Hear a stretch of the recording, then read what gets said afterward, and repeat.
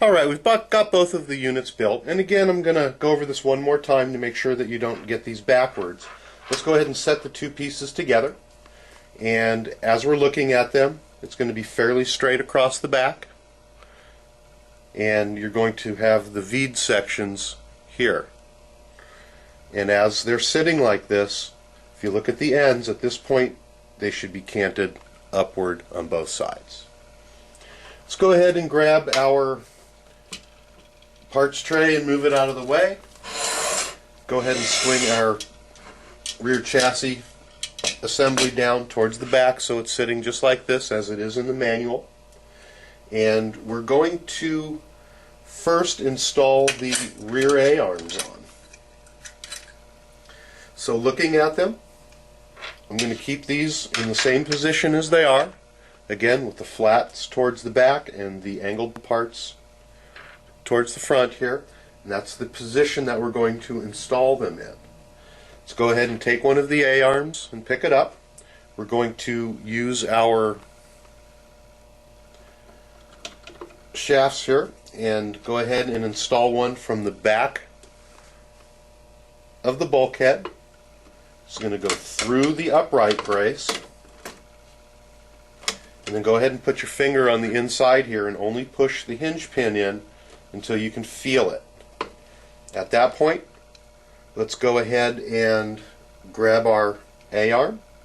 We're going to slide it in between the brace,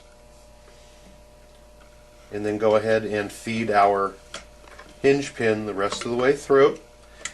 And you're going to have to move it around and keep pushing on it until you make sure that it's fully seated all the way through and is sticking into the second bulkhead here.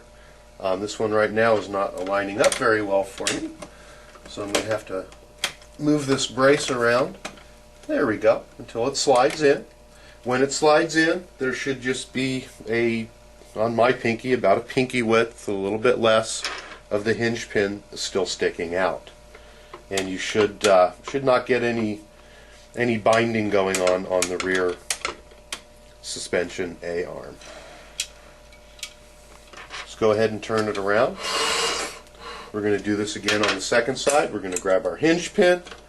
We're going to go ahead and slide it through the rear brace and put our finger up so that we can feel it when it goes through. Go ahead and slide the A-arm in, and then continue to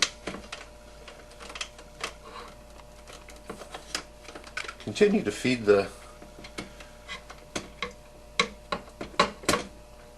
shaft in. Sometimes easier said than done.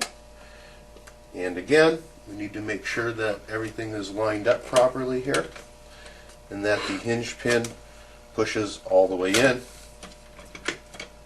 where it belongs. There we go. It's in. We don't have any binding going on.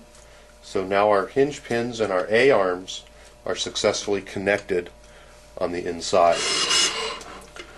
Now we're going to go ahead and grab the two longer screws, and actually they're the longest screws that are left in your bucket, and we're also going to grab the two little wedge-shaped nut holders that we have assembled earlier. Let's go ahead and set those out. And we're going to, at this point, insert the little wedges into the hub carrier from the outside. You're going to see that there's a hole that's shaped just the same. You're going to turn it so the nut is upside down as it fits in. You're going to go ahead and slide that in until it's pretty much even. Let me hold this up to the camera so that you can see how that fits in, just like so. There's a side profile of it, and we're talking about it right here. That's the piece we just slid in. We're going to go ahead and set this down. We're going to grab one of the longer screws and stick it through the top of the ball, just like so. This should pretty much line up. We're going to go ahead and screw this in.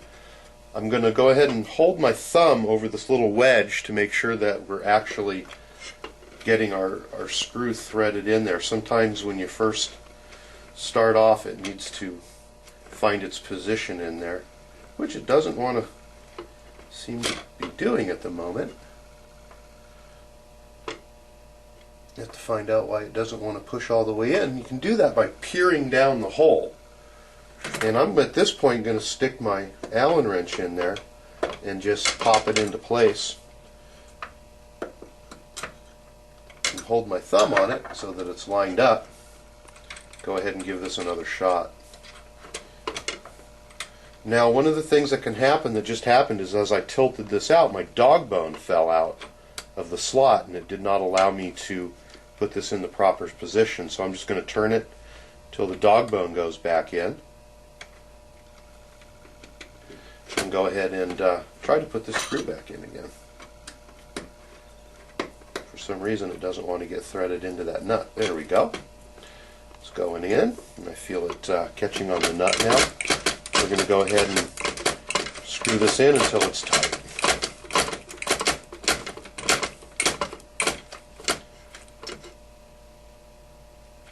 There we go.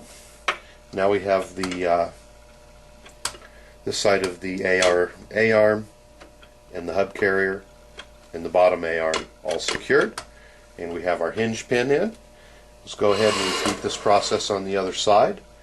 We're going to slide the wedge in with the nut pointed down. I'm going to use my pliers on here and see if maybe I didn't get that nut firmly seated in properly on the last one.